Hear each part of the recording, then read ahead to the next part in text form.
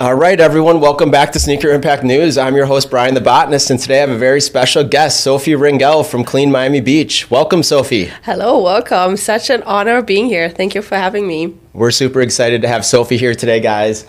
Sophie is the founder and executive director of Clean Miami Beach, a nonprofit organization dedicated to hosting weekly cleanups with the goal of removing trash and raising awareness about the detrimental effects of plastic on our fragile ecosystem. So today we're going to really get to know Sophie, and we want to start with Sophie. How long have you been in Miami? When did you start Clean Miami Beach? Tell us about this journey. Awesome. I moved to Miami in 2016 after I was here on vacation the previous year. Okay. And that's when I met this guy who was my neighbor. I rented an Airbnb. And I said hello, and we talked and stayed in contact for over a year. And then I decided we wanted to move forward with the relationship. So it had to be a decision been made whether he moves to Germany or I come over here. And it was pretty easy. That decision was really easy. So I decided to come over here because I already spoke the language, and the weather is so much nicer and the opportunities are bigger. Obviously, it was very tough because everyone I've ever known always lived in Germany. So what year did you move to Miami again? 2016. 2016. Okay, so fairly recently. I moved here in 2008. Oh, okay. Just the amount of work you've done. I was reviewing your bio, and we're going to get into all this incredible accomplishments as someone who's an environmentalist. I've been looking forward to talking to you for a while. So Let's back up a little bit. You were born in Germany? Yes, I'm born and raised in Germany, lived all my life there. I did travel a lot. Germany is, from the location, very cool in the middle in Europe. So you hop on a plane for 2 hours and you're suddenly in Turkey, you're in England, you're in France, you're in Spain. It's very easy. Here in Florida, you always need 5 hours to actually, or even more, to drive outside the state. And so it's really nice to travel in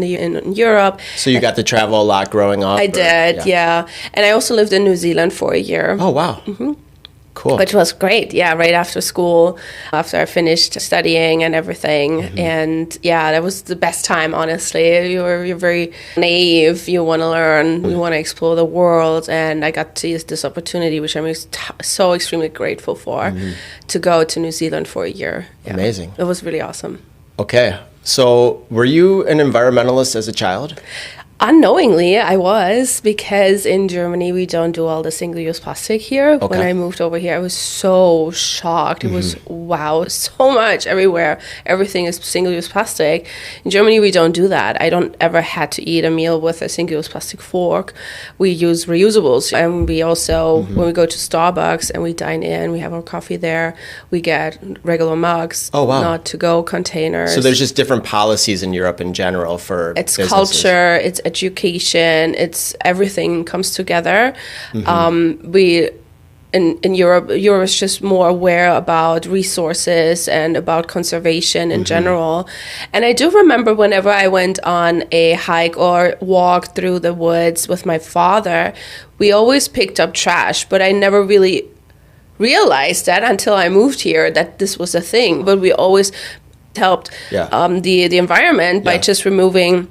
Sometimes things fall out of the bag or things like that. People, it's not always just throwing trash over there, but it happens. So, but your parents taught you at an early age. Yes. I remember my parents did the same. You know, like what's littering, or you see the signs in the U.S. We have signs on the side of the road that say you'll get fined. But, Additionally, it's through the Second World War. My grandparents, they survived through this time, and they often talked about it, that they were out of everything for a month. They didn't have anything, and they even food. So they had to. There was a time when there was no food at all, and they only had some potatoes. So they ate the potatoes really slowly, and then even the skin, they boiled it over and over to get somewhat of a flavor in the water. Wow. So, and if my grandparents would see how wasteful we are here in the United States today, they would turn around in their graves. Like they would not understand it, because again, we didn't have anything during a war. You don't have the option to buy something on Amazon and just when it breaks, just throw it out and replace it. And we would always repair things. We would always make sure that we don't have to throw it out. Because that's the important question. What does that actually mean, throwing things out? Where does it go? And I was raised that way. So I've always been from heart and core caring for our earth and having our planet in mind, and everything I do, everything I purchase and consume. Wow. So did you have any other brothers and sisters growing up? I do. I have a younger sister. Okay. So you're the oldest? Yes, okay, I'm cool. the oldest, yes. I went to Germany for the Berlin Marathon twice. Oh, nice. In 2017 and 19. Wow. And I went to Oktoberfest in Munich right after the marathon, the next morning. I was there only for a week each time, but I got to see Berlin and Munich. I loved it. I actually have German heritage. My dad's side is 90% German and Austrian. Oh, wow. From the Kiel area, perhaps, Cool. but they settled in Kiel, Wisconsin, which is a sister city, but that's not enough about me. But basically, my mom's side is more English, my dad's side is German. Oh, nice. But I still feel like I have the German blood in me. So then you also know that, through your family, that we don't do all this consumerism. No. We're actually all getting worse now too, because we always like to copy and follow trends, which is unfortunate in this regard. But Germany is still very aware. There's so many other environmental regulations. It seemed very orderly there. Yes, that and is also correct. like you could take plastics and recycle them at machines, and you can stick them in the machine.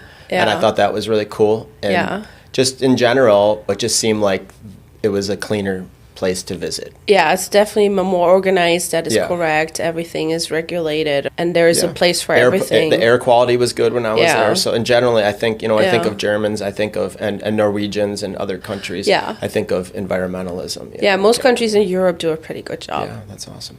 Is there anything else you want to share about your experience growing up in Germany before we move on to Miami? That I had a beautiful childhood. Yeah. Yeah, really. I really had a good time, and good parents said. Yeah. Yeah, was the mentality, it was a big culture shift when you moved here, though, just Huge. overall. But you learned English over there.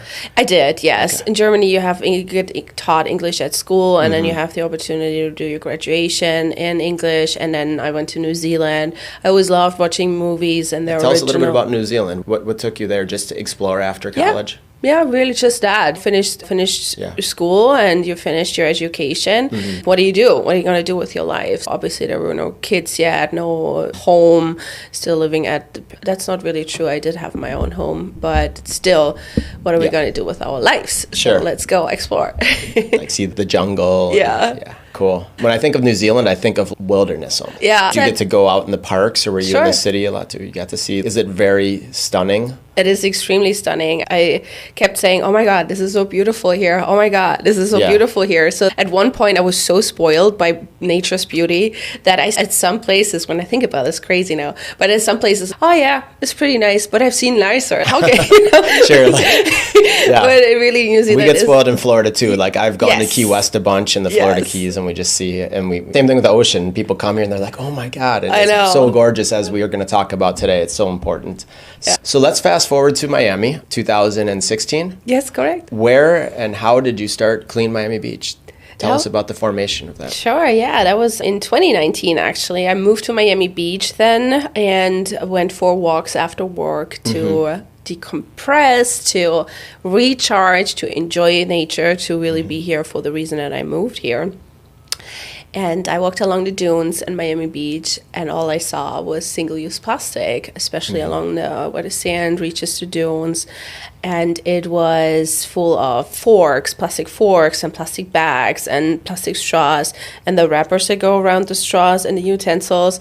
So all soft plastic and light plastic that the wind just carries away. Those red Solo cups and all those things from the... Oh my God, these Solo cups, oh my God. I know, like I can tell you, that's a whole different story. And then the song drives me nuts too. I never drank anything out of these red Solo cups. We need to do something. Why are they here? What are we doing with them? What are we doing to our planet? Did you know that one of these cups stays in a landfill for 450 years? I was going to guess longer than that, just because they're so, you could use them for 100 years easily in a home, and they get used once. And it's such a mentality. And we're not here to be on our, soapbox today, but we also are allowed to have our feelings and our opinions.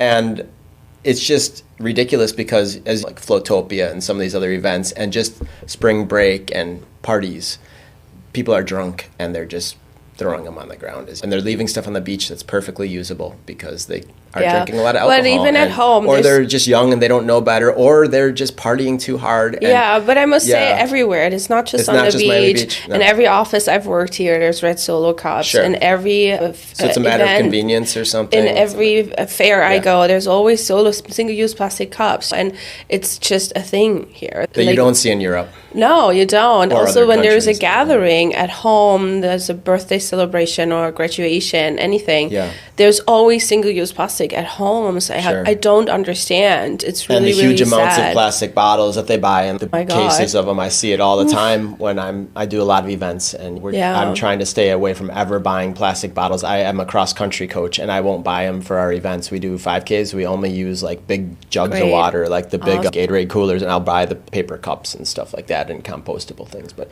it's a mentality in the U.S. We're going to get into that because I want to hear how you're working with the government to make changes in the community. I want to share it with them. But let's talk a little bit more about the formation. You were doing these hikes and you were seeing the problem in Miami Beach. So I was really upset about seeing all this plastic while I walked there that I had to do something about it. So after 3 days of being angry and mad, I decided to pick it up.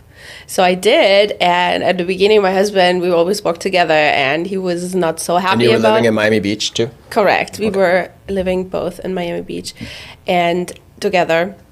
And he wasn't so happy. He said, hey, this is family time. Let's enjoy. I said, but how can I can't ignore this. I have to do some things. And he really didn't understand why I pick up other people's trash. He said that's their responsibility. And I agree with him. It's not my responsibility to pick up other people's trash. But leaving it in nature is even worse. So I continued, and I saw somebody else also picking up trash, and I ran to her, and I connected and said, hey, another person picking up trash. Thank God I'm not the only crazy person. So we decided to go together once a week after work. It was Tuesdays, and to pick up trash together. And so we met the Tuesday after to pick up trash together, and we took a photo and posted it on Instagram. And I tagged Miami pages, and they reshared it. Then people reached out to us, hey, I want to join. When are you going again? How can I get involved? So we said, oh, wow. Okay, next Tuesday, same time, same location. And we were already 4 people at the Tuesday after. Wow. And then the week after that, we were 6 people. And the Tuesday after that, we were 10. And then week by week, it kept growing. People were telling their friends. Yeah. And they were just also the social media helped. Social media, people telling their friends. Then we started to work with the schools because students need community service hours in order to graduate. And it was just all coming together. Then I received a phone call from the mayor of Miami Beach. And I thought at first it was a prank.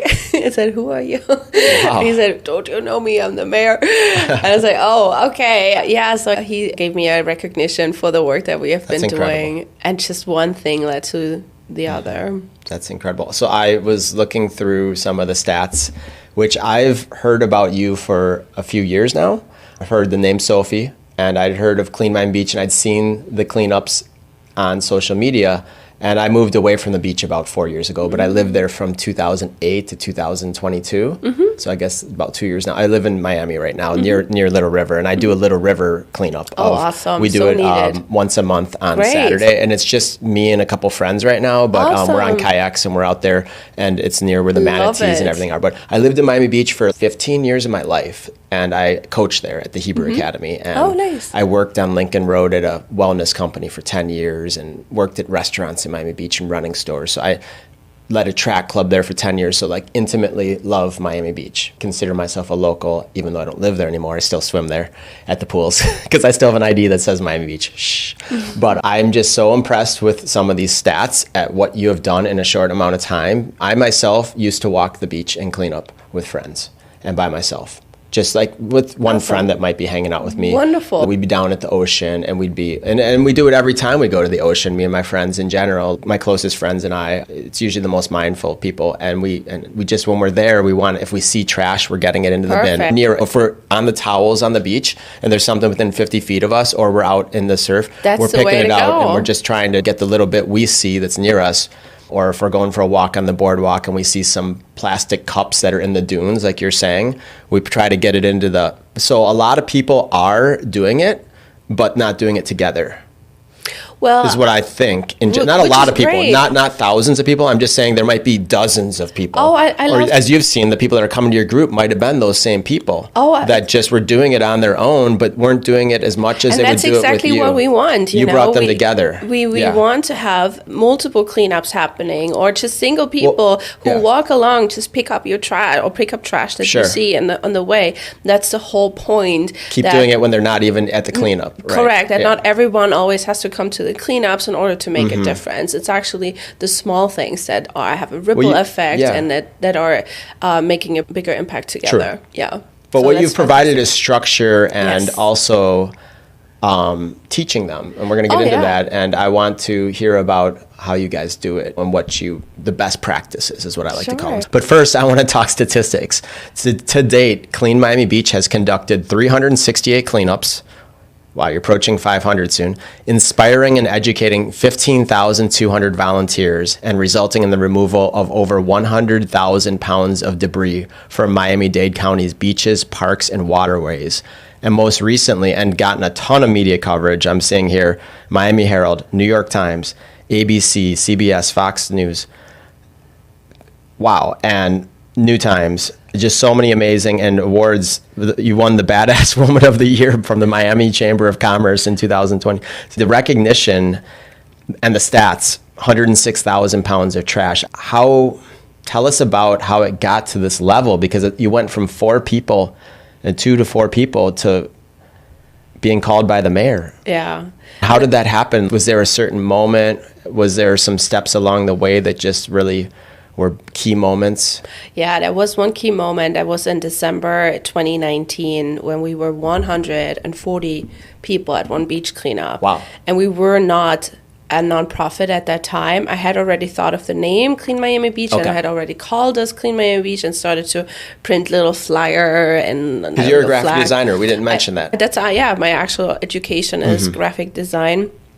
And which comes in handy. Yes, because I've seen the buckets. You have your stenciled logo on your logo is great. Thank you. It's very clean. It's very beautiful. It reminds me of the ocean. Perfect. And then you have it on the buckets, and I'm sure you have shirts and other things to help get the spread. Yeah, so and we were these 100. This moment you had 140 people. 140 people, and it was mind-blowing, and I reflected and realized that I had created a movement and I wanted to take it to the next level. So I decided to file for 501c3 status, which is the nonprofit status here in the state of Florida. And it went through pretty easy and also Is that quick. An expensive process? It wasn't. It costs money. You have to file all these papers. I've always heard it costs thousands of dollars. No, that's not. You need lawyers. I did hire a company just because, again, I'm not even from United States. I wanted to make sure that I file everything properly and correctly, that I follow all the guidelines. So I did hire a company, but they were not that expensive. I did spend I think it was like right around $1,000 but everything, for the company, for filing the papers, for getting this all started. And that was something I felt comfortable. You need a bank account too, probably? You do have to have a bank account. Yeah, you need to have a board. You need to have your bylaws figured out. There are a few things that are on you, but the company was very helpful and guided us through. Awesome. Yeah. That's cool. So you had this point where you formed the organization and it just kept growing. Yeah. And then 368 cleanups. Yeah. You've been very consistent, it sounds like. Tell us about the structure. When do you meet? What time? Yeah. So first of all, also what was very helpful to grow was social media, to reach more people in the area. Like I mentioned in the beginning, so many people want to do something. Who doesn't want to give back to their community and make a difference? So that was really great. And you can meet up with other people. And I see in the videos of the Instagram, like when you're down at South Point cleaning, everyone's having fun. You know? You get to walk with your friend and you're grabbing trash. Yeah, it is fun. You can chat while you're doing it, right? You make new friends. So it's probably a great community. We even have a couple that met and dated at the cleanups. Now they're married and have kids. So wow. You're a matchmaker. Yeah, so if you're single, just saying, come to a beach cleanup and bring your date. I think your numbers are going to keep growing, Sophie. It really is fun. Yeah. Along the way, what really was key was consistency is key. Keep going. keep doing, and keep posting, keep talking about it, keep inviting. And that's how we grew. That's how it got to these. Do you do multiple cleanups a week? Yes, we do multiple cleanups a week. We had weeks around Earth Month. It's in April's Earth Day on April 22nd. So that's a very busy month for us.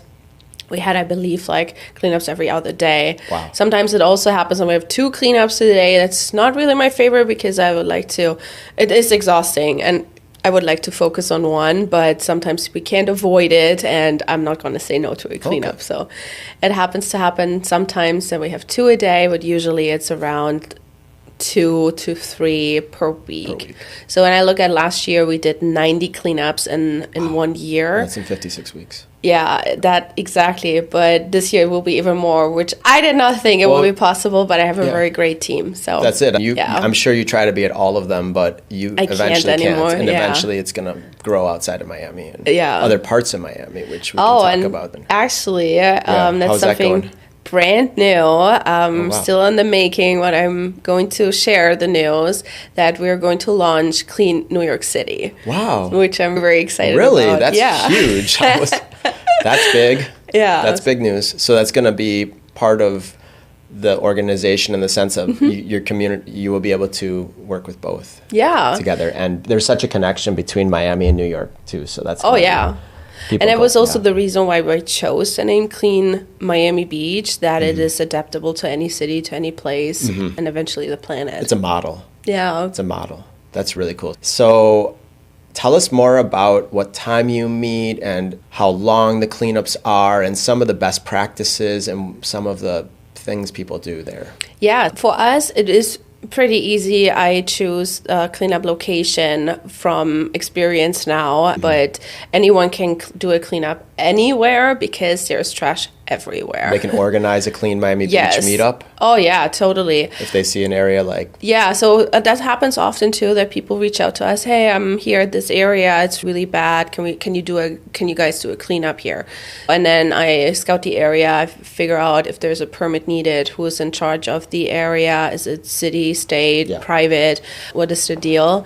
And then we find the right day, the right time. I like to go 2 hours before sunset on the beach when we go to Miami Beach because that's when we find most of the trash, or when we go to secluded areas where they are not maintained by any municipality, then I like to go with sunrise, to be honest. So if it's more like out in a mangrove area, it would be go early in the morning. But if it's like more in the city, because I've seen on the Miami Beach residents page on Facebook, like sometimes it'll get like someone will dump a lot of trash in part of the city. Yeah. Like in an urban area. Yeah. Is that also something you guys target? Is urban trash? Okay, so it's not just out on the beach, but you do a lot of cleanups on the beach. Correct. Because the beach gets a lot of impact. Correct. We go everywhere. We try to focus on hotspot on the island areas. Yes. Yeah. Since it is Clean Miami Beach, we focus on Miami Beach, but we go also on the mainland. You do go out in the city too. Yeah, we do. I actually have also a cool cleanup coming up in Wynwood in September, so stay tuned for that. Then we like to go to downtown where Bayfront Park is. Okay. Because there's these rocks and a lot of trash that gets washed ashore. Yeah. And the 395, I heard, that's Miami Beach-ish. On the way out there, they did a big cleanup with the Department of Transportation. I think that was in May. Yeah. Like they took trucks out and they literally got so much, because it was like the cruise ships could actually see all the trash. Oh my God, the cruise ship customers. You want them to have perfect experience. But it's important anyways, because what happens is, what is happening? Are people throwing it out the windows of their car on these, or is it coming in off the, is everything? It's multiple sources, but over 80% of the trash we find here locally is local. So what happens is when people discard their trash by throwing it out of the windows, which please guys, please don't do that. And if you see somebody, please educate them. That kindly, is very but kindly. I've seen it and I've honked and gotten mad before. Yeah, no, we can't get mad. We have to be nice. Because most people just don't know. They come from other countries or other places and they don't have the education. So it's also somewhat privileged, but it really shouldn't be. But we've had the discussion here that conservation or sustainability or environmentalism is a privilege. but it's not. Like, not it's a privilege. really, It's our planet. It's, we have one home, and we all need to take care and live with nature, not against it. But to finish my sentence, when people throw their trash out on the streets, what happens when it rains? The rain washes it through the storm drains right out into the canal system, and then goes into the bay and out in the ocean. You mentioned earlier talking about the ocean cleanup, where you see how they install these river cleaners with these inceptors. You can envision this here. It's the same issue. Like 80% that we find on the shorelines is street litter that gets washed out. Some comes also from the islands. When people go to the islands, they enjoy a beautiful time out there and then leave their trash behind. Boaters. Yeah, they recently closed the islands, right? Yes, they are going to because be of the open. Trash problems. They closed it for a month, which was unheard of. They're still closed. Oh yeah, they closed it over 4th of July. They closed it over Memorial. They have been closed for quite some time, Yeah. but they will be reopened. So there's a new campaign. It's called Leave No Trace, and there's signage now everywhere. Wow. So they removed all the trash cans because we couldn't keep up. County couldn't keep up with picking people up. were just bringing their trash from their boat parties and leaving it on the island. Why would you do that? Yeah. Why can we not take our trash back and discard it on the marina? And especially very important, reduce the amount of trash. Stop all the single-use plastic. Leave no trace. So there's no more trash cans on the islands. Take only pictures. Yeah, there you go. Yeah. Anything that's, so I like that. Okay. So I'm excited to see how that is going to play out. But still, again, street litter is very important to combat too by, first of all, not littering, but then also hopefully there will be a system once in place that there are gutters or like some sort of receptacles for street litter, that it doesn't get into our water in the first place. As we're lucky, we have a decent waste management, so we don't have to, like in third world countries where there is no waste management at all, people throw their trash in the rivers. That is basic. You've seen it. Guatemala unfortunately has one of the worst, and I love Guatemala. Is one of my favorite countries in the world, but as we were talking, the Clean Ocean Project, they installed the river interceptor, and they found that river, I think it was called the Rio Vaca. It is like one of the most pollutive rivers in the world because the landfill for Guatemala City is up at like 8,000 feet, and the landfill's right outside the city, but it's at the mouth of a river, the head of a river that forms and goes to the ocean. But there's also the rainfall. There is no system in place where they actually have a waste management. Exactly, it's just like a big gorge in the ground that they throw the trash in, but it's a big problem because the world is a big place. Miami Beach, we're doing a better job. Like, I honestly lived through Floatopia. I was in the beach, but as a runner, I didn't go to Floatopia. But I don't know if you've heard of it, but they banned that event because they banned the event because, for those that don't know, it was all these thousands of people showed up with floats for an event down by South Point, and then they all got so drunk that, this is what I heard as a resident, they left everything. And they left it in the ocean, and they left it on the sand. They left tents, they left coolers, they left alcohol, they left cups, and it was literally a hellscape. They took photos of it. And because of that, they were banned.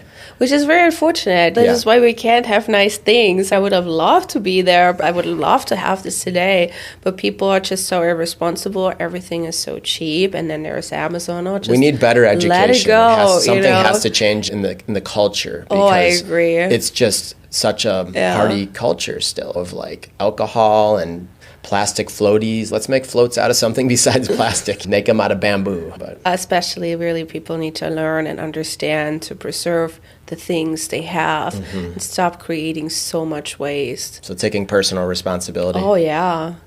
Okay.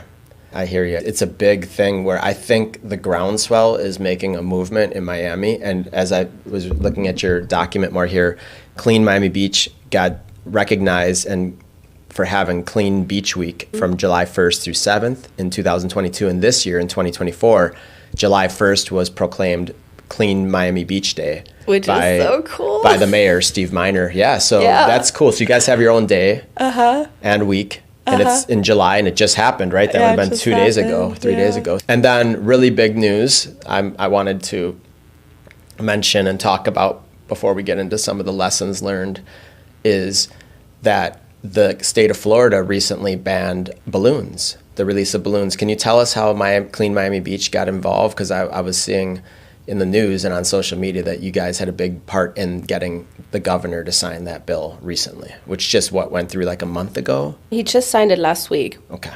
Yeah. Tell us about that. Sure. So this bill has been on the table in Tallahassee for years, and it's multiple organizations that have been working on it.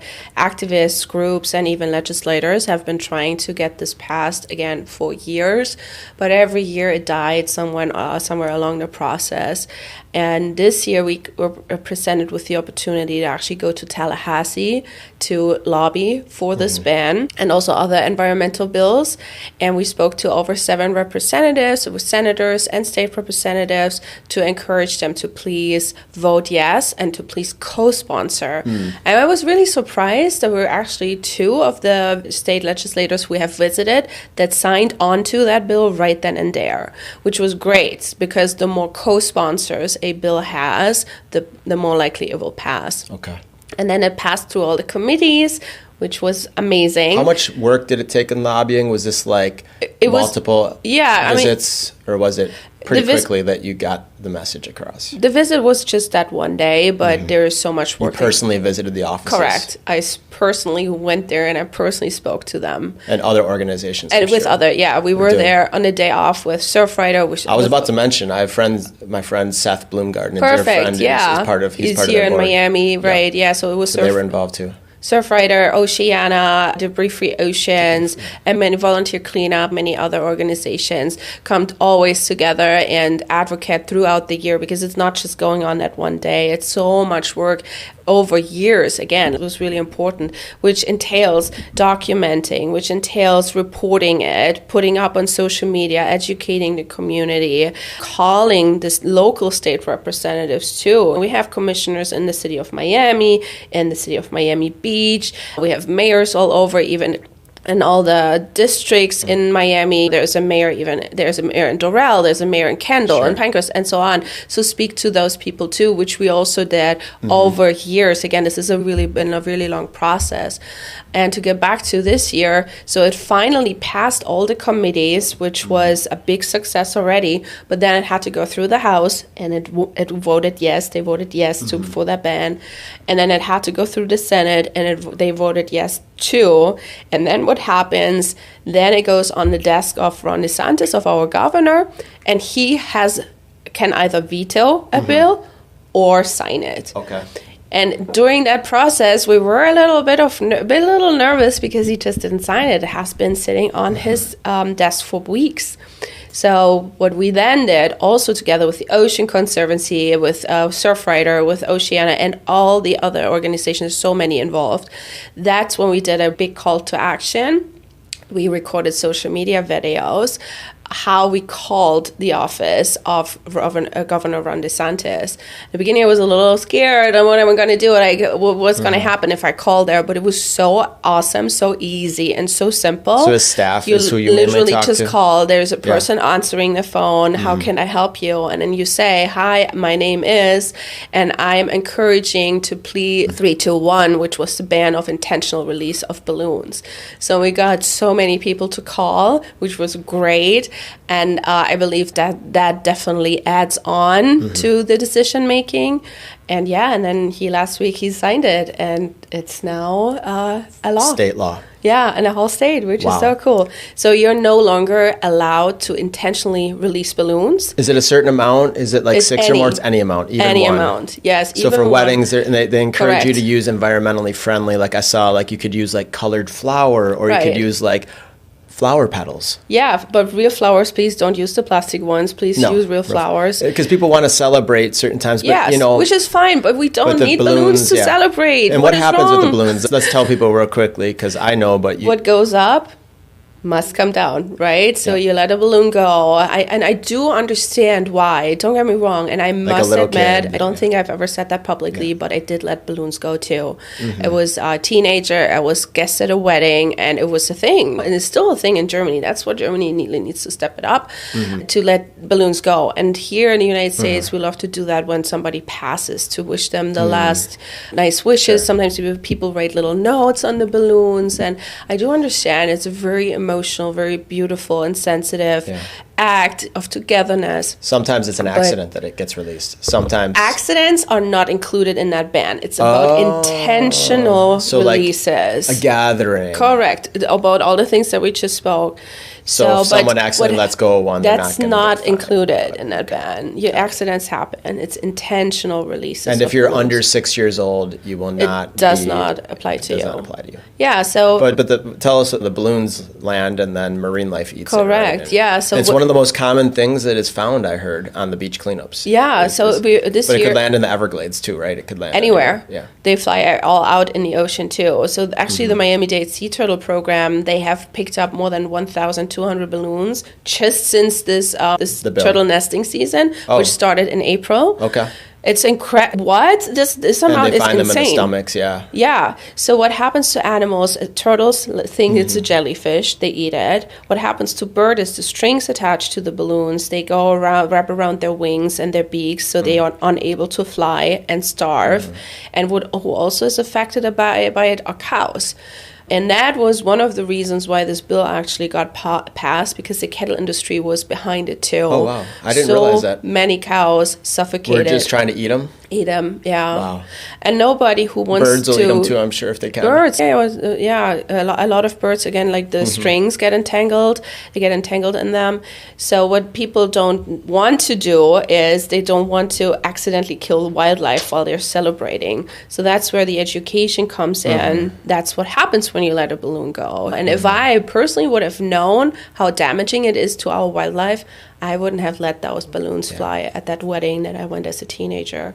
And I'm really glad that it is a law now. Now we need to educate people and just inform them, because I'm pretty sure the intentions are, most of the cases are positive intentions. Yeah, they're not bad people. And we do want to celebrate life with life. What I like is that you're seeing the problem and then you're working for a solution. Exactly. There's problems with the fishing industry, as you and I were talking about with the Clean Ocean, the ocean cleanup project outside of the podcast. We were talking about how they traced a lot of the trash they're finding in the Pacific Patch to fisher, to fishing nets and other industrial fishing, but also to cruise ships, I'm sure, and other boating.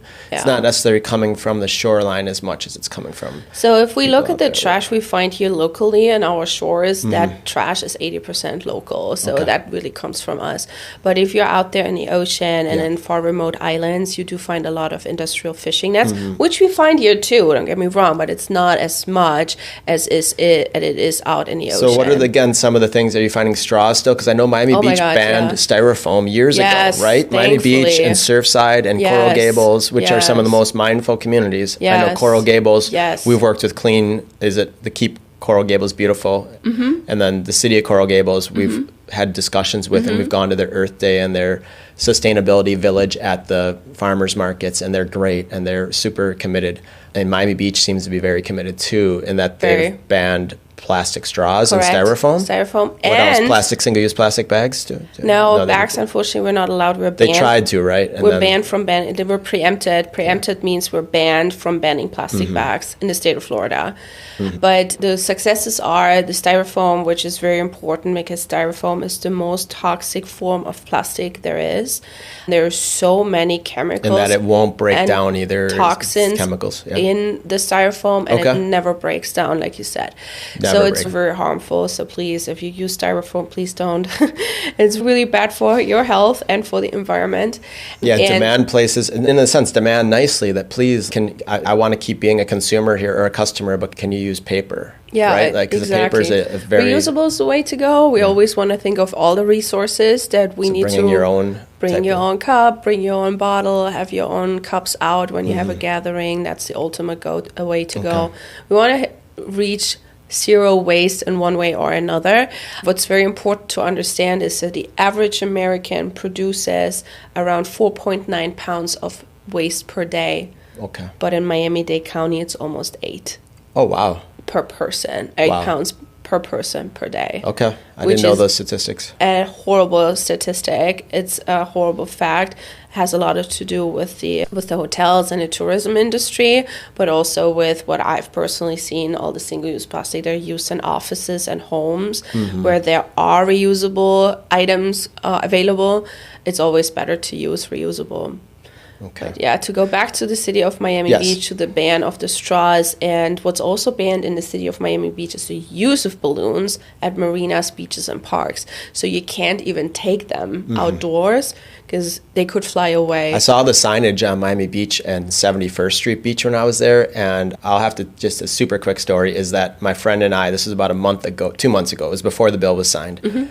It said no balloons allowed at this party area, like where the gazebos are. And there was a giant bunch of balloons right behind it, pink ones for a young girl's birthday party. And they were having so much fun. But my friend and I were both like, oh my gosh, I don't want to take a photo and put this on social media because I'm not trying to. But I noticed when I went back a week or two later, in the same area, no balloons. And this was more recent. The first time it was like a couple months ago, and it was just like right behind the balloon, no balloons. And they're trying to educate, letting people know. And it's the same thing with plastic straws. And it's the same thing with the single-use bags, is to just don't bring them to the beach. Right. Because it's too risky. For Let me tell you, I had a really happy childhood, and there were never balloons involved. So all the kids, they will still have a beautiful birthday without balloons. And there's so many beautiful alternatives that we can use. These paper pom-poms and paper combs and paper garlands. They're so beautiful, and they're not expensive. And they are reusable, but you can also throw them away, which wouldn't be the best option, but it's not as harmful as a balloon to the environment. And the children will have a fun birthday this way too. Yeah. So you guys are a fun group. You're not a serious group. Tell us a little bit more about the group, like people in the group and people who have helped you become who you are. That's very important for us when everyone that comes to the cleanups always enjoys a good time because I make it fun. The whole team makes it fun. It's important to be happy, and you can't really be sad on the beach anyways and depressed. It's a mood-boosting place. Yeah. So you give them buckets, right? Yes. Let's talk about the best practices. So everyone gets a bucket to take on their cleanup with your logo on it. Yes, they get a bucket, they get a picker, they get gloves, and we also do a safety briefing, of course, to explain the do's and don'ts and what to expect, and then they're heading out. Do you guys stay in like pairs or something? We sent them out in pairs or whatever they like. Like people sometimes like to be on their own. Some people find it meditative. They want to they have the headphones on, and they would just want to be in their zone. So you don't have to be in a pair, but it might be sometimes you're doing it at night, and you're not at night. You're doing it in the daytime in general. So I was just as far as safety factors. They're not going out that far. And we're pretty we're on the beach, so So there's not as big of a need to always have someone, unless you're like a kid, and then children need to have a chaperone. Yeah. But you give them gloves. Correct. We give them gloves. We give them the buckets, and then they Are these like cloth gloves too? Yeah. So they have a rubber protecting on the inside of the glove. And pickers. And pickers. And then we always have a challenge. Who picks up the most cigarette butts, who finds the weirdest trash.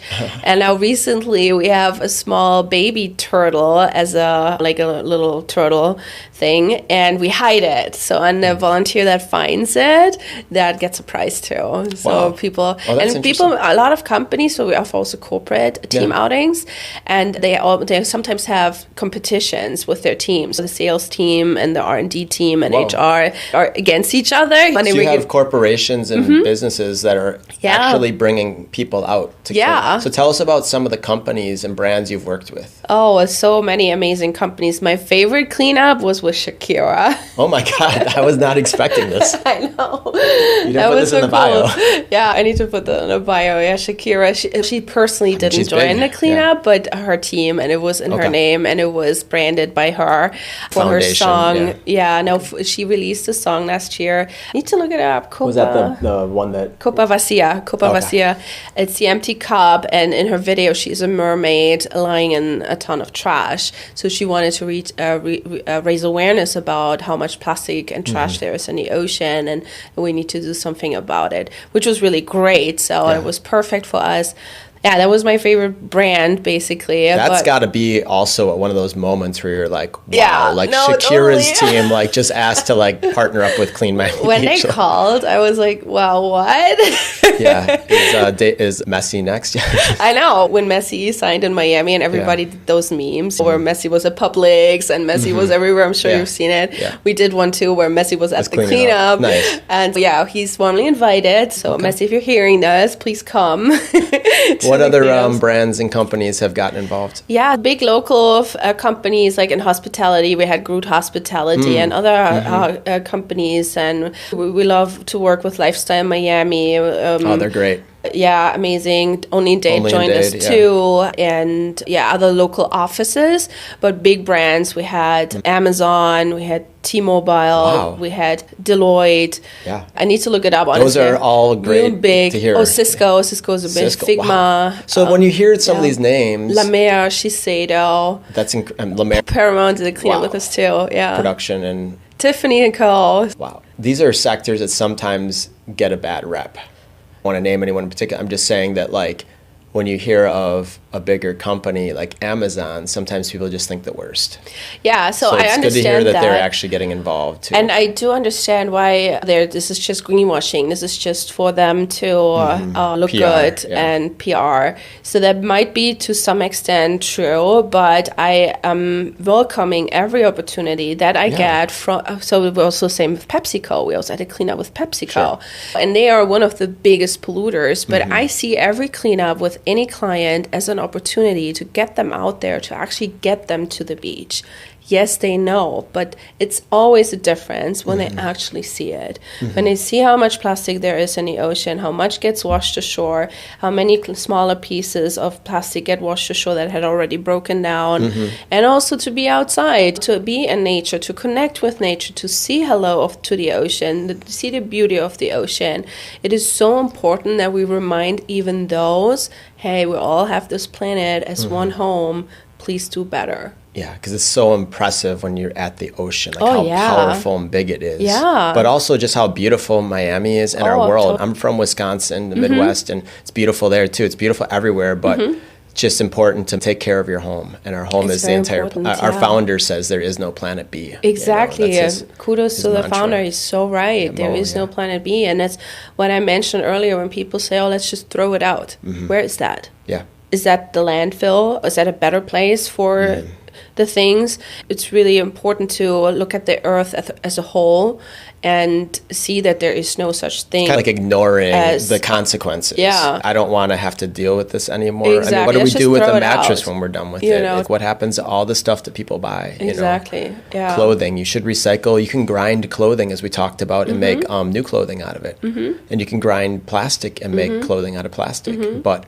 we need to come up with better materials and plastics, and that's on Coke can help a lot with Coca-Cola and Pepsi and all these companies. I hope that they come out with something soon because the Aquafinas and everything, and it just drives me, it breaks my heart because I will not buy any of that stuff. I haven't bought it in years. So my cross-country team, we don't drink out of plastic bottles because I tell them about how bad it is too, the leaching, the plastics, the chemicals into your body from it, and it's all getting shipped across the country, huge distances, the amount of fossil fuels being used instead of just local springs. In Wisconsin, we used to get our water from local springs. So we also need to understand that plastics reached the market on a big scale in the 60s, which is not that long ago. Okay. And if we've known for a while that there's plastic in the ocean, and that actually just took us 60 years to completely pollute our oceans. Today, there's 170 trillion pieces of plastic in the ocean. Wow. And it only took 60 years. So what that actually means for us as humans, we don't know yet.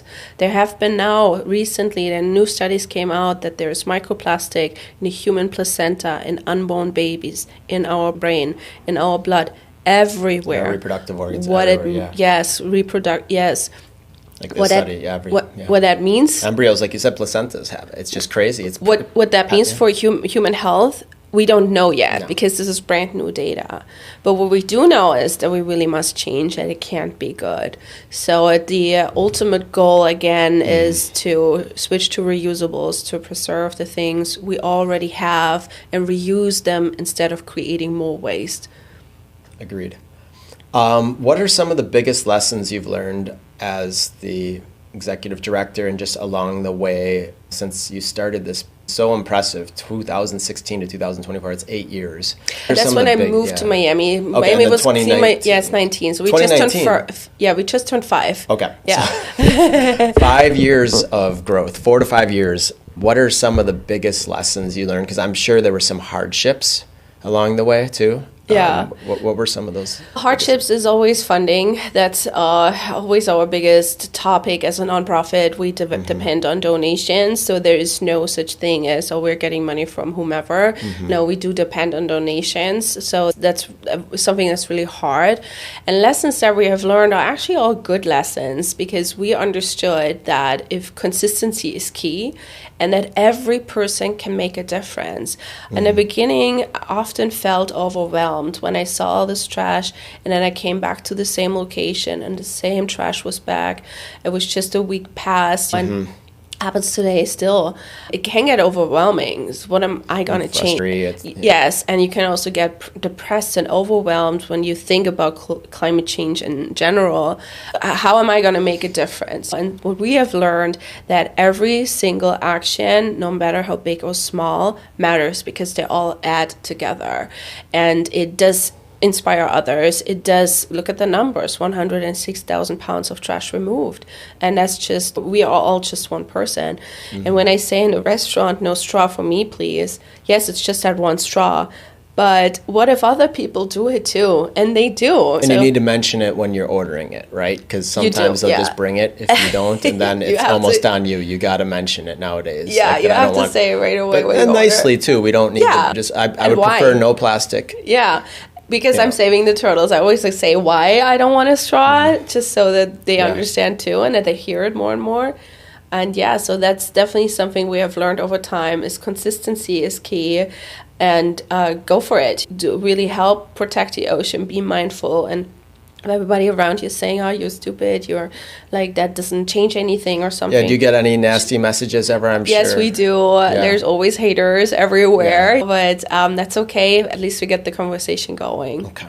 I've seen nothing but consistency from you guys in the sense of just always getting involved, and so it's been really incredible to meet you today. It's our first time meeting, but I feel like I've known you because we're birds of a feather. I feel like our parents taught us about certain things growing up, and it's important to keep sharing that information with others. So thank you so much for your time. I wanted to ask you a couple more questions in our last section here. Is Sneaker Impact? You got to tour our facility today, and I know you were taking some photos and meeting some of the families and the workers and saw our different recycling streams. And what was your impression of what Sneaker Impact is up to? I had no idea there's so many shoes and clothing out there. Oh, wow. It was a lot, and I was positive. It was amazing to see that there's Sneaker Impact that does something for the planet, to collect them, sort them, clean them, prepare them for their afterlife, so then they get to not go to the landfill. Second life, upcycling. Yeah. No, that was amazing. It was very impressive. Thank you. Happy to see you. Yeah, we want to get involved with Clean Miami Beach, so please consider us a new partner. Awesome. And I'm personally going to start coming because I think that I got a little isolated from doing a lot of stuff besides the running community. I just got so into the running community that I didn't do a lot of other communities. So I want to get involved. Like, how is the easiest way for people who are new? Do we go on your website? Do we go? Because I haven't been to an official Clean Miami Beach cleanup. You better. I know, and I feel ashamed to say that, but now I'm going to be at the next one. So how does a newbie like me get involved? So the best way is to go on Instagram, follow us on Instagram. You, so that's already done. Perfect. Link in the bio leads to this cleanup schedule, and then just sign up. Okay, so is there an online waiver to make it easier? You will receive an online waiver, but you can also sign that one online. Just scan with your phone. Or in person, or do you do it easily? Do you now, like, you guys have a tent and everything I've seen, and you have, when people show up, do they check in with you? Yes, they check in, and that's where the QR code is, where you can sign the waiver if you haven't signed it before. How many people are coming on average? 100 and plus. Cleanup, Do you find more during certain times of the year? Honestly, it's all year round. We're going strong, Okay. Mm-hmm. And after the rainstorms is a really probably important time. I know in the rivers that I work on, this local river, whenever it rains really hard, it seems like there's a lot more trash. Cool. What else do you love in Miami? Let's talk about your other passions real quickly before we let you go? I love the ocean. I love to spend every moment I have, whether on a paddleboard or boat or anything that floats. Do you paddleboard? I do paddleboard, I like yeah. It's a passion of mine. And I love the food in Miami. It's so amazing to have so much Latin American influenced food available, and people, the culture. I know there's a lot of people saying, oh, Miami is so pretentious and snobby, but there's also really cool communities where you actually can count on your people. So I really do enjoy down-to-earth locals. Yes, down-to-earth locals, perfectly said. Yeah. And I really enjoy to connect with those communities, and obviously sunshine, being outside. And are you a mom? I'm not, no, but a dog mom. You're a dog mom. Okay, yeah, we talked about this. Yeah. It's because I know you said you were married. I wasn't sure if you Okay, you have a dog. And how's your dog? Do you bring your dog out with you too? I wish, but he gets very jealous, and then he starts to bark a lot. But so he's coming on the paddleboard cleanups and on the boat cleanups. That's when he's joining. Awesome. Yeah, paddleboard, so you can take him out on the paddleboard. Yes. And that's important too. I have a friend in Miami Beach that got me into cleaning up on paddleboards. Cool. So when you're out on a paddleboard and you see some plastic, just put it on the paddleboard. Same thing with anything. There you go. Anytime you see plastic, pick it up, and it helps. Because like you said, I love that every little bit helps, and you're never going to say no to a partner, no matter who they are, even if it's the worst polluter in the world. If they're trying to get involved, just let get them involved. out there, show them firsthand. I think today was just a really awesome conversation about positive change in the world and good news. Can you leave us with some closing thoughts for the Sneaker Impact community? Yeah, everybody matters. Everything we do matters, and all the small things matter. So let's get together as a community. There's no planet B. Be kind to each other and just do the best we can. Awesome. Is there anything going on in the next couple of weeks or upcoming projects you want to shout out real quick? Or? Not right now. We're regrouping we're already planning for next year. There is going to be our end of the year event, which is happening for the third consecutive year. It's called EcoFest. We're hosting it after the Art Basel weekend. Okay. Join us there. It's in December. EcoFest. Yes, it's called EcoFest. Is that in Miami Beach? Or it's on Miami Beach, a beautiful gatherings. I thought we had a food fest, we have a wine fest, we have an art fest, but we didn't have an EcoFest, so I created EcoFest. Really? Yeah, okay. And it's a really fun gathering with lots of food, lots of vendors for sustainable holiday gift shopping. You can learn more about your local community groups that do environmental work, and lots of music and, again, food, and everything is plastic free, so I'm very proud of that. Where do you have that in Miami Beach? It's usually on Miami Beach at the Normandy Fountain. It's in North Miami Beach. I know Normandy. That's where I swim at the pool. Normandy pool. So awesome. They call it the heart of the bay. There you go. On 79th Street Causeway? Yes. So that's in Normandy Beach. Normandy Fountain. Normandy Fountain is where you host the... Awesome. I want to be at EcoFest. That sounds right up my alley. So... Awesome. Well, Sophie, this is amazing. So I want to shout out some of your links and socials. Your website is cleanmiamibeach.org, and the Instagram is Clean Miami Beach. Yes. And you're also on Twitter at Clean Miami Beach. And I'll share how people can get a hold of you if they want to reach out for any other support and questions. Wonderful. But thank you so much. I hope this is the first of many times we get to chat with you about the success of Clean Miami Beach. Something that I'm so excited to have this opportunity today. So thank you for coming on our podcast, and please consider Sneaker Impact your new friend. Awesome. Okay. I'm so excited. Thank you again for having me. This was wonderful, and I loved learning more about the work that Sneaker Impact does. So amazing. Thank you. Yeah, we're all working together to help make the world a better place. Thank you for your work, and thanks for joining us today. Perfect. Thank you.